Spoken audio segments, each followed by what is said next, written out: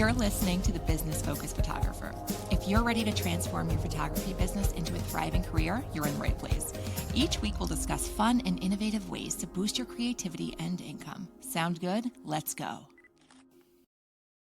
Hey, welcome back. Today I'm here with my new friend, Lucy Dumas. Lucy is an award-winning PPA, Master Craftsman Photographer, who has enjoyed a very successful and creatively satisfying full-time career for over 4 decades, which makes you the most tenured photographer who's ever come on my podcast, and maybe that I Wow. know. So Oh, props there. Lucy is the baby whisperer of San Diego, and she photographs children and families in her area. And her superpower is selling 3 to 7 wall portraits and albums to almost every client, and then teaching others her strategies, which I'm excited to learn. Lucy also loves coaching and training other talented photographers who are passionate about creating the business of their dreams or just want to make a great business even better. And here's a cherry on top. Lucy is the host of her own podcast, the Profitable Photographer Podcast. So welcome, Lucy. thank you. Thanks so much. We had to do some uh, little dancing around each other to Yes. get on your show, and you're going to be on my show. So Yeah, I'm I'm super I'm excited. excited. I'm excited too. I listen. Anybody who hears you say that will relate. It's like this is welcome to the ADHD brain. Anyway, anybody who's newer to your work, do you want to introduce yourself a little bit more than I just have and tell us what kind of business you run today? Um, well, for the first 12 years, I did wedding photography. It's such a training ground. And I always loved babies and I always loved weddings. And I began to see that you could focus on weddings and make a full time living quicker. And especially 40 years ago, there were not mentors for how to have a successful baby business. One of the top photographers in the world that lived in San Diego said a good portrait of a baby was luck. So did, Yeah. Yeah. I loved weddings until I didn't. Mhm. And Mhm. then I did babies, newborns in my own style before the baby burrito and Yeah. monkey face Yeah. style happened, and Yeah. then it morphed into, um, the kids got older, I did more families outdoors. My last, best client phase was grandmas of young children because they would buy things for themselves and their kids' homes, and, they had money by that time. And then the little bolt out of the blue told me it was time to coach. And so then I built a coaching business called The Profitable Photographer. And, so I, and then the podcast. So that's that's the arc. I'm always reinventing a little bit. And I actually had a shoot yesterday and haven't in quite a while. And I forgot that adrenaline rush. I didn't forget the stress beforehand. Um, do I remember how to use a camera? And but it was so fun, and I was, like, high last night Yeah. A afterwards, good shoot and will do that. What yeah, kind of and shoot was it? it was, a branding, one of my wedding clients, um, from years ago wrote a book, uh, and then I have a client that every year we've done a family portrait and a book for 11 years, and I've got that coming up, so, yeah, I'm back in the saddle a bit. So even though you're in San Diego, is there still a seasonality to the business? Yes, yes, people now, if I was full out babies again, there's not a seasonality, Right. but with family portraits, it's sort of summer because we do get chilly weather and we do, have, um, seasons, she said in air Sure. quotes. Yeah, yeah, yeah. Uh, is this video as well? Yes. Okay, because I was like, "Then I'll stop gesturing." You can keep gesturing. Yeah. But as people start to think about, oh, maybe I'd like pictures in the fall, pictures for Christmas, it ramps up. Yeah. Uh, Yeah. So I guess when? That's So the a seasonality is when I'm not super focusing regular marketing day in, day out kinds of things. But a lot of my clients come from charity events, and that's definitely seasonal. About March into just before summer starts, and then it picks up again in September. Those are when the events happen. So that might be why it's seasonal also, but yeah, not radically. right. Yeah, there is that is kind of the crux of family photography is there's not a timeline that you have to get it done. So people will put it off and put it off and put it off, and then it probably doesn't help that by the end of the year, they're like, "Oh, shoot, we haven't had our annual family portrait, and it's almost time Right, for Christmas cards," right? right, right. Yeah, newborns have that little, a timestamp, which is helpful. So you've become known for helping photographers sell wall portraits successfully. What made you first believe printed artwork could be such an important part of your business model? Well, back when dinosaurs roamed the earth, there was only printed art. And my mentors taught me how to use a projector, an old carousel type with the actual slides that you put Yeah, in the little round thing. And one of my mentors did a class on how she shows the work and does the sale. And I just modeled myself after her.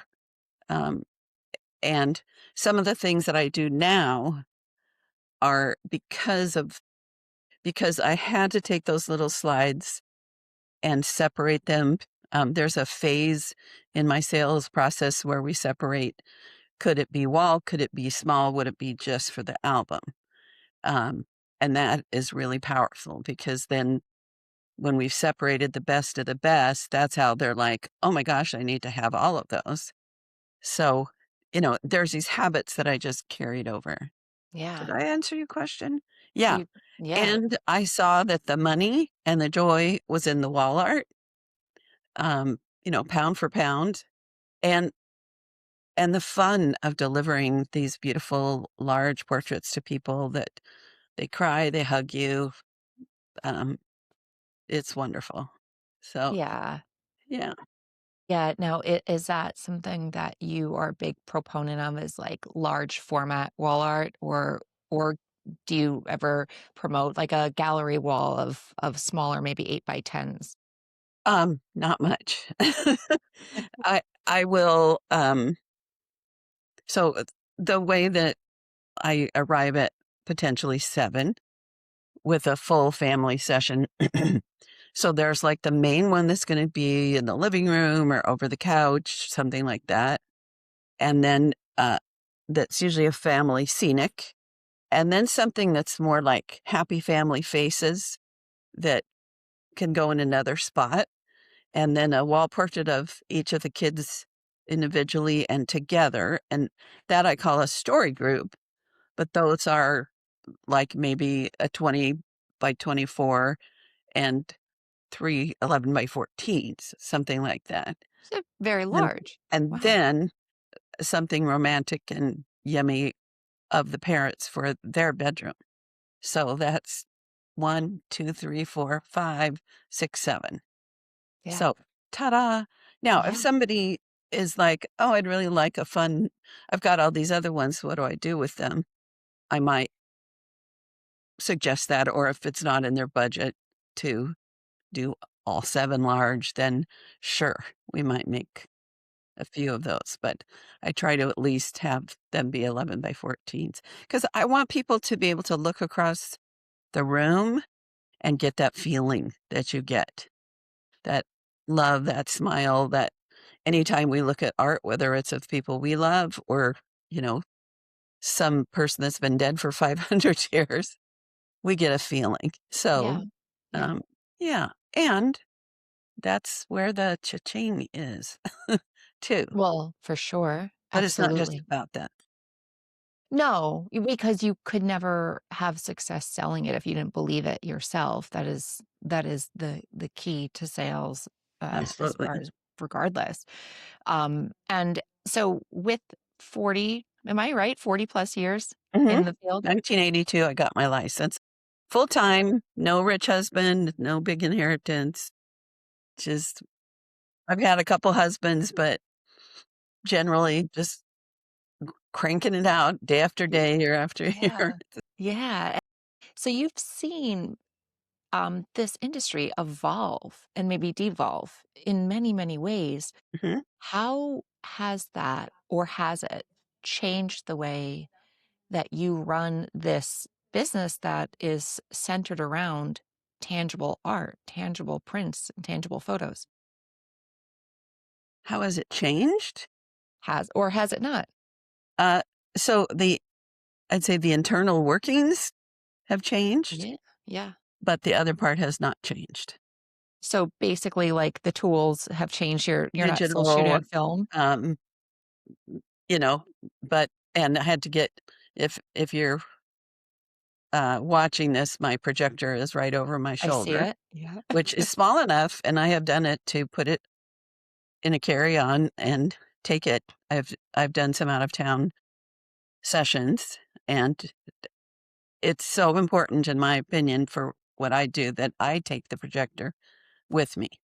And I used to go to Aaron Brothers, the art store, but they've closed, and I would buy, large, uh, white foam boards as big as I could so that my method of projecting and showing potential sizes on an actual physical board so I could do that. That is what we used to have to do to show real sizing, but to me, there's something really powerful when I hold up a 30 by 40-inch board in front of the projector and they see it like it's printed.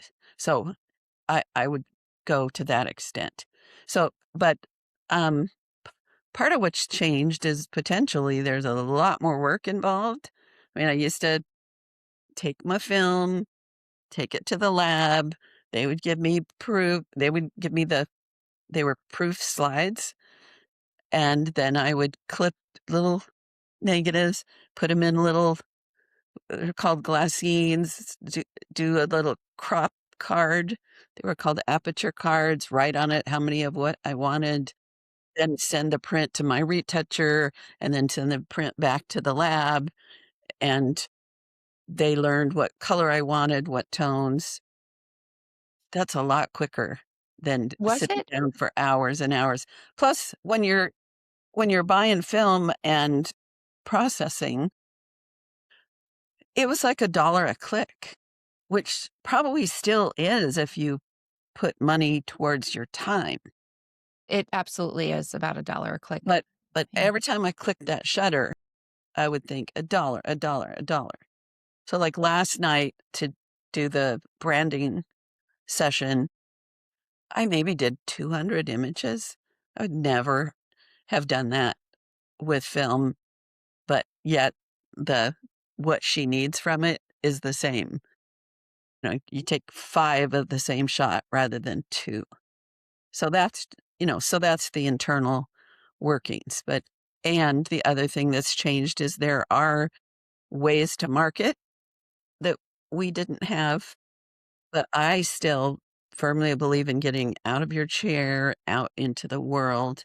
I have a little ebook on my, website, called 10 Big Ideas for Marketing in the Real World. And it's tried and true things that I've done over the years that still work, like charity auctions, if you do them right. Yeah. Yeah. Um, I think the fact, because there always used to be people either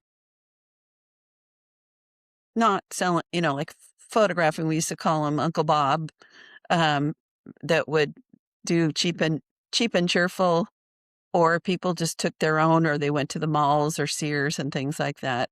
So I think there's a lot more people making imagery, but I think it actually increases the potential potential Yeah. Yeah. for people, uh, wanting those high-end, full experience, um, sessions Absolutely. occasionally. Yeah. That I Yep. don't think that's changed, but communicating it has changed. Um, Yes. yes, We the have a other thing that's noisy. changed is there were a lot mostly men in the industry, and as women were able to not have to learn all the technology first, but just get to be creative and fun with digital, and, like, the learning curve with digital is so fast compared So to fast. take some shots, either go to the dark room or take it to the lab, wait and see, "Oops, that didn't work, I wonder why." So, so that, of course, has changed is the nature of people who are doing photography and selling it, whether they're doing it for $50 or 5,000. There's a lot more women, and there's a lot more creative potential because of what we can do. Like, there'll be a photograph that I would never have taken because there was a telephone pole in it that I'll be like, "That's great, I'll just get rid of that." Mhm. Have you So, I was the last, eh, California professional photographer unofficially to switch to digital from film because I didn't see the quality, and that has always been my core, is wanting, a certain look, a certain, um, level of excellence.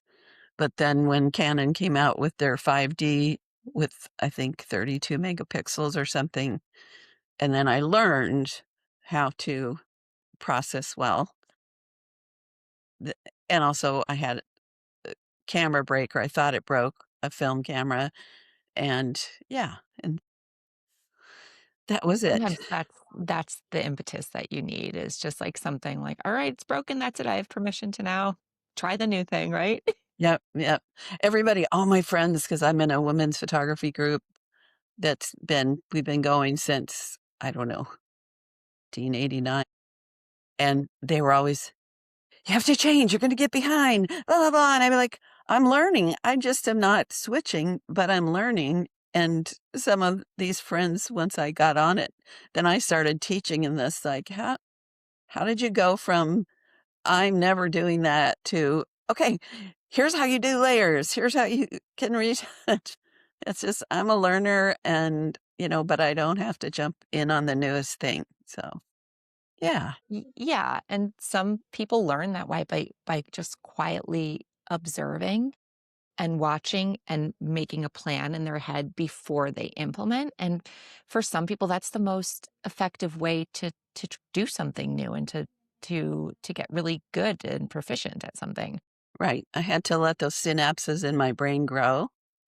Yeah. And Yeah. when I read and did each lesson in Scott Kelby's book on Bridge slash Adobe Camera Raw, all of a sudden it made sense. My brain suddenly went, "Oh, oh, oh," and then everything that was, like, confusing became easier. So, yeah. Yeah, I have definitely been there. So you obviously did not start out by offering a digital product. Do you offer digitals now? Uh, I do with branding because people need that, but no, no. Full stop, no. Not if they buy a print, they don't get the digital version, they get just what they order as prints? Okay, so, little caveat, Sure. uh, with weddings or high school, college seniors, they can receive matching digitals, or they can purchase it as an add-on. But not if they don't buy the image as a print in some form, they can't buy or acquire the the digitals. Wow, that must Yeah. take a lot of discipline and self-control. Well, I've never done it, so, I'm by the time people we have a conversation, then we have and they get excited, and then we have a consultation, there's if they're on board with what I do, they're so on board with the print that they don't really care about the digital form. And Right, they would hire a digital all-inclusive photographer if that was their priority, but clearly you are really, transparent and open in your marketing about what you do. But a lot of photographers hear the word or they think about sales and they immediately, like, tense up. How Mhm. do you personally define selling in a way that feels ethical and client-centered and in a way that doesn't make you feel funny? So you said the word client-centered. Yeah. So, to me, sales is a gift to people because what I'm doing is I'm helping, I'm guiding. The foundation when I, am coaching an individual or doing group coaching, the foundation of everything is what I call trusted advisor. So I build the relationship a step at a time, and they get to the point where they trust what I'm suggesting, starting with clothing, location, those kinds of things. And then uh, in the sales room, I have a system where it's almost selling itself, but at the same time, I'm guiding them. So we have a beautiful little slideshow of about half of the images that I'm going to show them. And I show them maybe 80 or 90 so that um, they can narrow down to maybe 35 or 40, which leaves plenty to do wall portraits and books. If I edit too much, they're, then they're going to keep cutting it down. So we do this little yes, no, maybe, yes, no, maybe. Then we put them into potentials, wall smaller album. And then I do a slideshow of uh, the wall group. I run through it twice and I say, this is the ching, ching, ching. Notice which ones give you a really strong, happy feeling or some adjective. And if you order this as a piece of art for your home, you're going to feel that every day for the rest of your life. TM on that one. I came up with that somewhere. I said it once and like, oh, that's money. But it's also true. It is true. You were able to articulate what's Right. true. So I'm Yeah. advising them, notice the ones because there may be 15 in the potential wall. And notice the ones that you really react to strongly because then you get to have that feeling day after day for the rest of your life. Um, and then from there, we just move things out of that group and then decide what we're going to do, what their budget is. Um, I mean, I don't ask them their budget, but I show them the potentials and then say, if we keep these sizes, it's this much. And then we go on to, do you want some smalls? Do you want to put a book? So it's this step by step process where I'm guiding them. And if people are like, well, can't I just pick the one wall portrait? I'm like, I have a system. This can be overwhelming. If you just relax, say yes, no, maybe, step at a time, we're going to get to great decisions. We're going to let the ones that are the strongest speak to you as we do this process. So, um, yeah, I'm not, and I pretend I'm the client as well. And maybe that is a part of it. But I always keep in mind, like, if someone's trying to take something out that I know they're going to love so much, um, that's when I get a little pushy, but it's because I want that for them. Even like I did some photographs really quickly, 25 minutes of my neighbors before their daughter left for Japan for 2 years, just in the street. I live in a cute little neighborhood in San Diego, uh, historic turn of the last century. And even then, I didn't give them digitals without sitting down with them with my projector, with my movie screen, giving them the experience. That's the other thing is I love sitting with them and hearing their reactions and helping them pick. And I sold them like $2,000 worth of images for 200 because, it wasn't about money, but I didn't wanna give them everything for free. But even then, or family, I still will, have a little slideshow and a little edit down with them. So did that answer your Sure. question about Yeah, sales? yeah. It's And about so I giving. what's that? It's It's about about yeah. giving. Yeah, I absolutely. I have a I've said this on my podcast more than once, but I was shopping for a new bed. I love latex mattresses, and there were 3 stores, and it was the 3 bears. No, it was the good, better, best classic.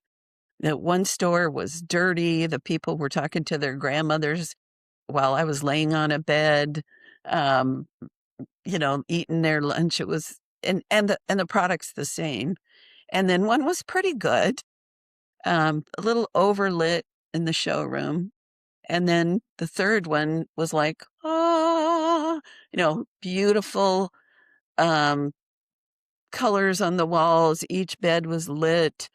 Just the business card was this gorgeous, simple leaf something. The woman was my new best friend. So that's sales. And she wasn't Absolutely. pushy, but, I bought the bed from her and later I upgraded it, um, because something wasn't quite right, and I was fine with that. So, yeah. It makes I have, a similar, like, analogy of when I'm buying a car and when I last was going I had a Subaru that I was ready to trade in for something else, and I wanted another Subaru, and when I went to the Subaru dealership, I was ignored and treated like a woman shopping alone for a Really? car, and, even though I had an appointment and, went across the street to Honda. I'd owned a Honda before, but I wasn't too excited about them. But I went over there and the salesman was, he was responsive, he treated me with respect, he listened to me, like, he heard me, Mhm. he validated me, and I don't know that I was getting a better deal, I was just getting a better experience. I wasn't about to give my money over to these people who were not interested in helping me. So Yeah. the experience in sales is so important, and I'd never begrudge the Honda dealer. He's about to get his 4th sale from me. Like, Wow. yeah, Yeah. and I'm like, because I prioritize that, it made a big Right. difference to me. Right. Yeah. And that's what, um, real selling is about, listening. I actually bought e ended up with Subarus because the car, because I had a better experience.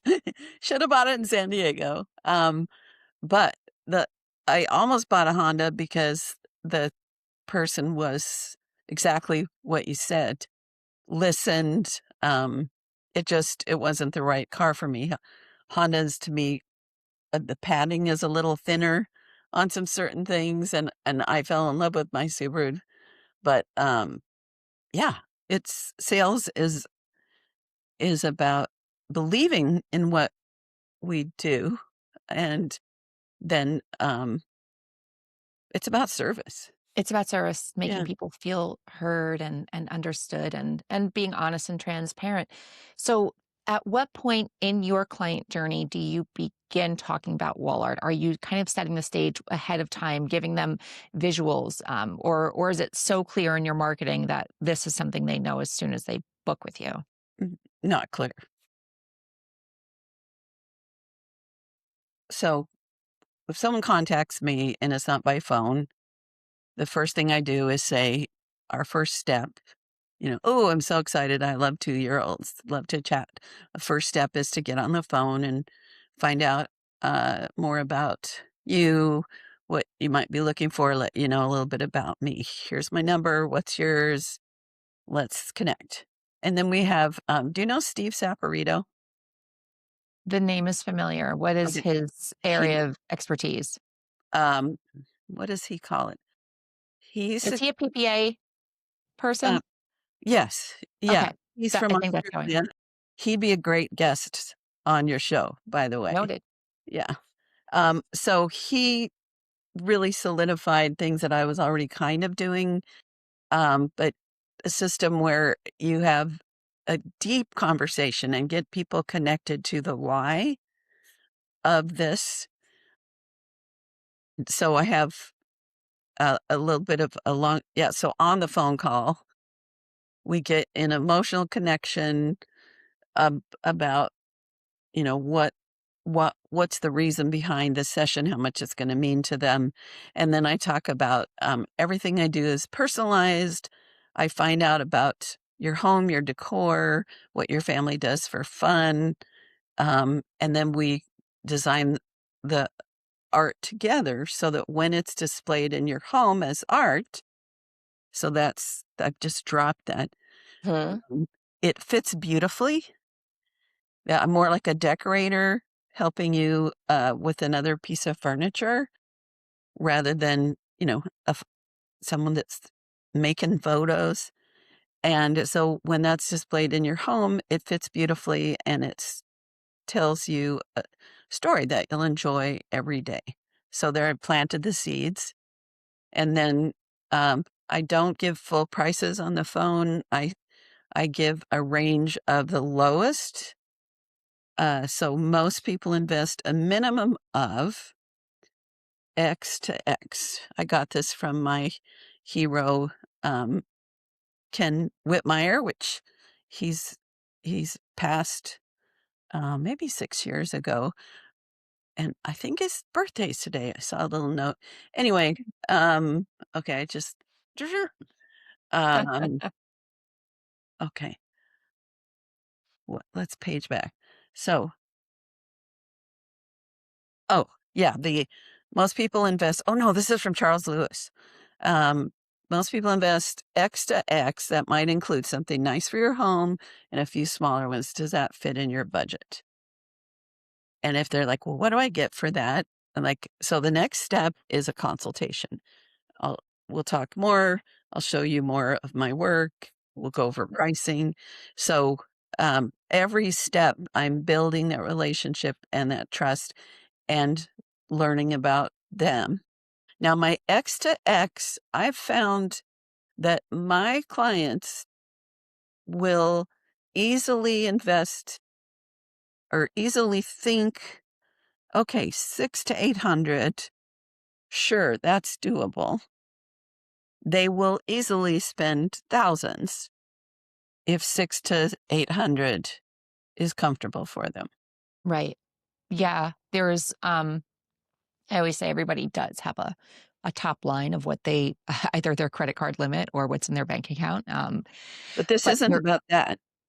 Right. Well, there's that variable of how close are you getting them to this ideal is how close they're willing to get to that top line. Mhm. So there's that baseline, that kind of that litmus of 6 to 800, which is a good that's a good test.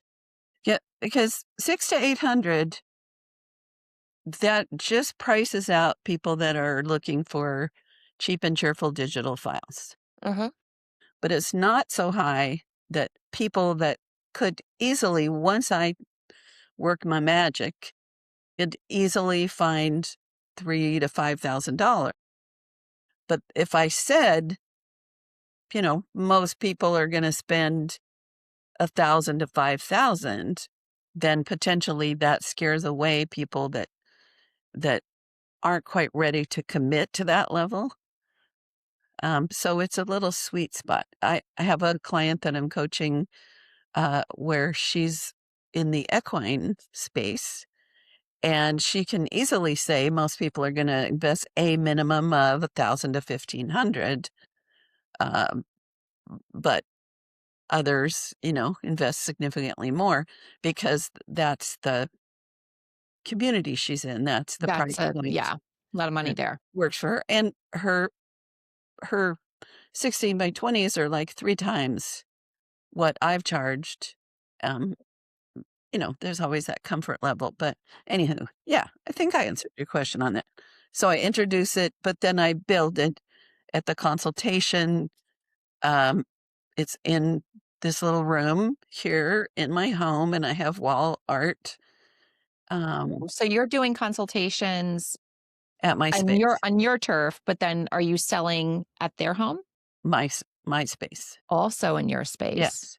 Okay. And unless it's like, a multiple generation where everyone's together, Right, right. then I'll go to their hotel room or mom's house, and we'll have a whole event, and they'll have lunch available, and each person gets their little time to pick what they want, or there's occasions where I will take it to them. But there is an advantage to going to their home for consultation because people will say, "Oh, I don't have wall space." When you're there, you're like, "How important is that painting of a fish to you now?"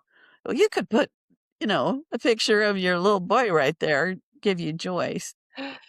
Yeah, Right, right. measuring walls, um, has advantage. The other little seed that I plant is I have them measure the walls in their home. No, have them photograph their decor and any Mm. spaces, plural, plural, plural, that might be nice for wall art.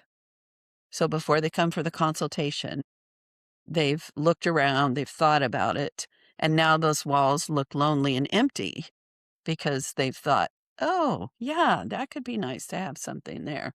So it's all layers and layers and layers. You're doing multiple ways that you're priming people for And this purchase. even at the session, uh, when there's something where I think, "Oh my god, that this has all come together," I'll be like, "Oh my gosh, I think this might be, uh, high potential to be the one over your fireplace." So, Uh, so I you and really it like you're saying, it sells itself because you've warmed them up so like you've basically as become the authority on what to do with these photos and that there's not even a lot of room for question in there where are you still getting people who are trying to get digitals out of you instead of prints or are they weeded out early in the process? they're weeded out pretty early, Yeah. Yeah. uh, but I have learned the brides and the high school seniors, I have to have some option with them. Um, it w One of my answers when so handling objections, that's a whole other conversation, but the first thing I do with any objection is to ask them a question. Why? So, if someone says, "Do you sell the digitals?" I don't say yes or no, um, or start explaining, "No, because my process is this and blah, blah, blah." I say, "Why are you asking?" So if they say to save money, I say, "Well, if I were to sell you digitals, it would be the most expensive thing I sell. By selling you images one at a time, then you're only investing in what you really, really love and want." If they say, "I want it for archive," then in the initial conversation, I'll say, "There are ways that what you purchase as art, you can, um, there's ways for you to own the matching digitals for your archives."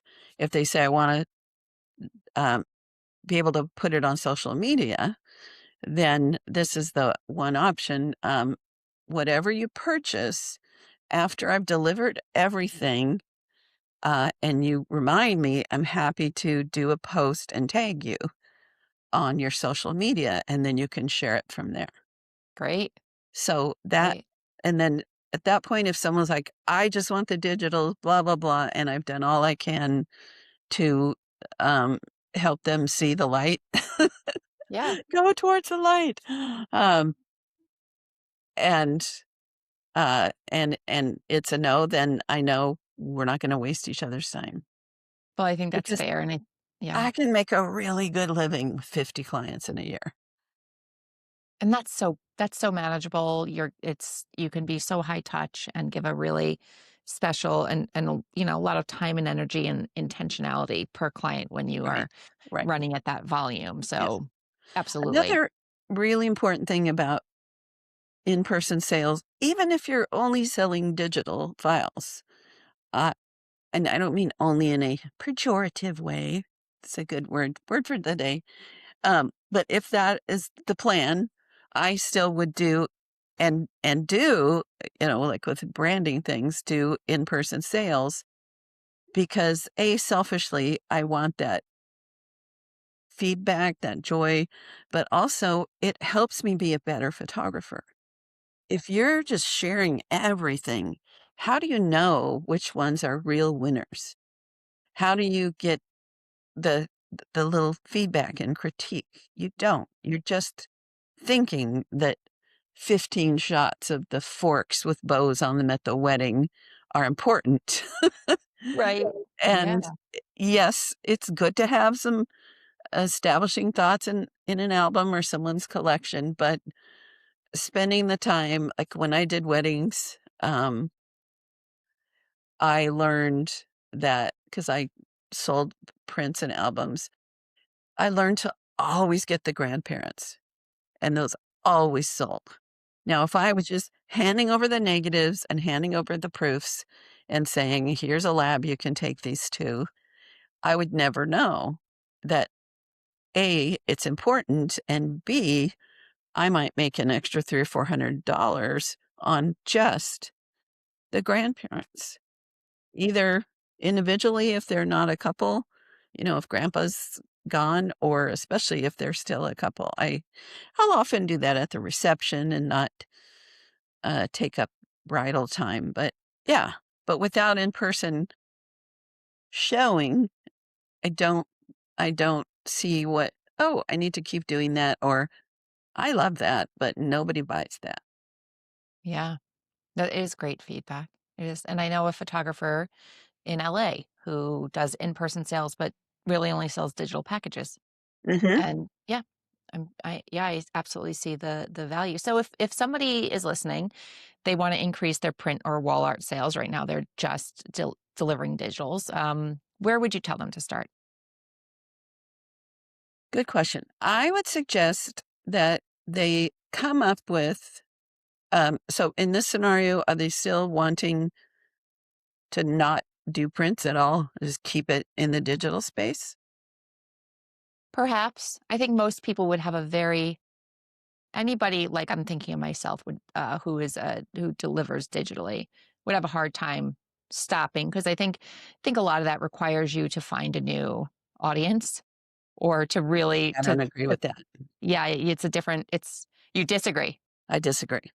Well, well, do I tell. think if I sat down with one of your clients and you had, a limited number that it was included, so let's say 30, um, and there's 150 really cool images, and I sat down with them and walked through the process and said, "We're gonna pick your 30, but also, there is an add-on option for you, and also I'd love to have you consider having me print, art for you." I'll bet I could double your income just with that simple change and sitting down with them.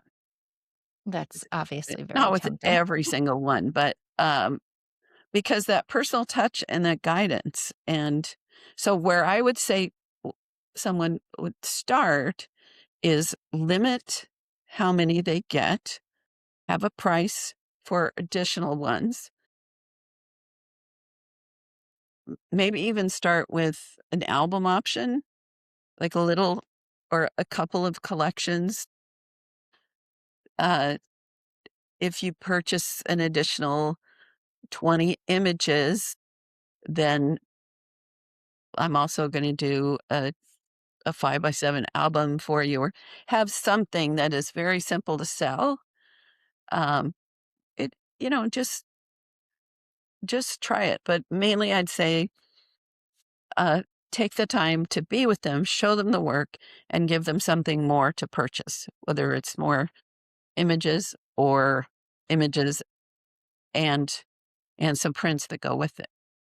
Yeah. Yeah. Have you did it take a lot of work and has there been refining to what products you do sell over the years? Do you like to Not keep really. that product list? No, it's been about the same. Yeah, yeah. When I did weddings, I had packages and discovered that there was a certain sweet spot, 60 prints and a wall portrait, and 7 hours of the day. and where in terms of my ability, where I fit in the food chain, there there was a price point for that middle one, and then so let's say that was 4,000. I could easily then add on to a 60-page book, add on 20 and parent books and different things and add 2,000 to almost doubling, Sure. with Yeah. the in-person sale. If I could page all the way back, because I used to do engagement sessions and do the slideshows, and they always purchased almost always an album and a wall portrait, but I was too scared not to send them home with proofs. And also dealing with 300 slides, 400 slides for a wedding and how I managed that, I think I kind of was overwhelmed. But yeah, I would start with just seeing what's like, even if it's just Zoom, um, and or, take your laptop to their house and, coordinate it with their television and have the experience of them enjoying a slideshow of key images and the response, and then your desire to serve in that way, I think, for most people will grow, and it'll feel, like, lonely not to get to experience that with Yeah. them, so Yeah. I know plenty of in-person sales photographers who could not do it any other way once they go in that direction. And I absolutely see the value. Are you ready before we totally wrap things up? Are you ready for a lightning round? sure. Okay. I'll keep it light. Coffee or tea? Coffee. Coffee. Yeah, me too. Paper planner or digital calendar? Now digital calendar. I my paper one, it was, uh, not comfortable for a long time, but now, yeah, absolutely. Yeah, yeah. Digital. Sunrise or sunset? Sunset. Not a Yeah, morning person. not a morning. Sneakers or dress shoes? Sneakers, clogs, Yes, me too. Birkenstock makes or those really clogs. cute, Crocs. They have Oh, they have Crocs that are like little ballet shoes. yeah, yeah, I've seen those. I used to wear them to work when I worked in a place that required comfort and closed toes. That was the Yeah, little they're not rock ugly. flats. Yeah. Yeah, Beach or mountain? both. Absolutely. Well, you can say that you're in California. You can Yeah, you can I have got a both. mountain, uh, 40 minutes away, and I got a beach 8 minutes away. Oh, how nice. So I think I know the answer for this. In-person sales or online gallery sales? Yeah, in person. In person. Favorite snack while you're editing? Uh, Probably coffee. I don't really snack while I'm editing Oh, you are you are better than me. because I don't want my hands dirty. Yeah, yeah, yeah. Uh, Canvas or framed wall art? I like framed canvas. Oh. Oh, both And worlds. canvas, so this is a good little thing that maybe people don't know. There is a product, and there are a few labs that are still doing this. Mid Mid South Color Lab, I think Bay Photo, I'm not sure. Guild Canvas, do you know Guild No, I don't. Canvas? Uh, so it's an actual photographic print with chemistry, and they strip the paper backing and they glue it and heat seal it onto real artist canvas. So it gets a little nubbly, it has depth. You probably can't tell, but that's The on little that. the kid, the Yeah, sepia. Yeah, um, that's really pretty. That's I've been looking at that this whole conversation. this is my family, and that's on the real canvas. Oh, wow. Nice. Nice. Well, So, there you are. yeah, back when I before I stopped coloring my hair, during COVID. Um, I'm right there with you. so I love and no matte, no glass. Never, because then Never. everything's just shiny. Yeah. So I like a 2 to 4 inch frame on this. It's called a stripped canvas. digital canvas is just there's a thing they call canvas that has sort of a canvasy texture, but it's not real artist canvas. Um, and those you'll do a lot of gallery wraps and things. But yeah, my preference is approaching it as fine art. I love many of the companies have closed that made hand gilded frames where I could pick the molding shape, then the tone, the overtone, the little corner details, the inner details, and have it custom built for the print. Yeah. So that's my fave. So Yeah. Guild Canvas is the top of the line in this, and they took over the guilds. That's the actual name. Took over Ken Whitmire's um, canvassing business when he passed away and has expanded it.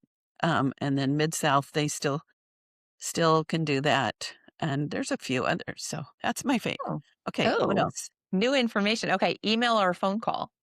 Phone call. Yeah. If you weren't a photographer, what would you be doing? Well, teaching, coaching, or maybe flower arranging. Oh, I love wild card. I flowers. like that. All right. Last question. If you could magically ban one phrase from our industry forever, what would it be? Shoot. Yeah. It's a hard one Or to work around. yeah, or people saying photographer. I don't think I've heard that Yes, one. yes. You Yeah. have, you'll hear it now. People will that's how people pronounce it. But the phrase, like, "I get my work from word of mouth," because if you analyze someone who is very successful and says they get it word of mouth, they've done a lot to get people putting their name in their mouth. They're not just sitting home doing Right. nice work. Right. That's right, Scott. They're networking, they're schmoozing, they're building relationships, they're getting displays out there, they're they're doing things to become the household name. Exactly. So, Exactly. It doesn't just happen. Okay, Lucy, this has been such an enlightening conversation. Can you tell people where they can find you, how they can talk to you, if they can learn from you, any offers you have for other photographers? sure. So, Lucy Dumas Coaching is where you can find out more about my the profitable photographer side of my business. Um, you can find my podcast there or anywhere that you can find podcasts or YouTubes. um, and yeah, lucydumascoaching.com. Lucy with an I, but I actually own both Watt and Very I smart. had Smart. a head slap years ago, like, Yeah. oh, I should own Yeah. Lucy Dumas with a Y.com because the and you can see my work, my photography at lucydumas.com. Um, I'm offering to your audience 6 opportunities for what I call create the business of your dreams session. So you can either go to Lucy Dumas, the number 2 at mac.com, Lucy Dumas 2, Lucy with an I, or um, go to the website and click on a 20-minute chat button, and we'll have a little chat and see if it's a good fit for you right now in your journey. If you're listening to this a year from now, I do offer these regularly, limited every month, but you can get in touch with me. And yeah, the profitable photographer on YouTube and all the other po- podcast platforms. I'm at Wonderful. 360 episodes, so there's Wow. lot of Yeah. uh, A lot of great content there. conversations. Great, Lucy. Well, Lucy, this has been a great conversation. I think we've covered some new ground here, and I appreciate you taking the time to finally talk to me. Yes, I love it. You are Mhm. so good at interviewing. I Oh, sometimes thank talk too much, but you're a great questioner and you. listener. Well, I look forward to switching over in a few hours and talking to you again. Yeah, sounds good. All right, Lucy, you take care. We'll talk soon. Bye. Okie doke. So until next time, keep shooting, keep creating, and keep building the business that supports your dreams. Have a fantastic week. And remember, in the business of photography, your creativity is your biggest asset.